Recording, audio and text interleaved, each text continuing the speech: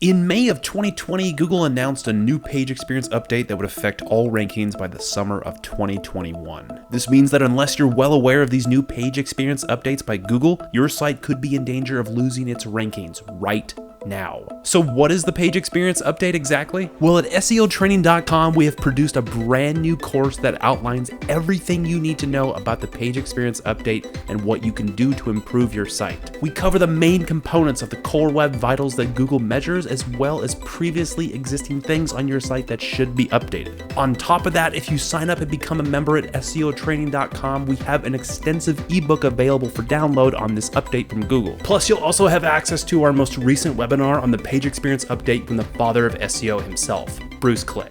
So if you don't want to be left behind with this new update and lose your rankings, be sure to head over to SEOtraining.com and sign up to become a member today.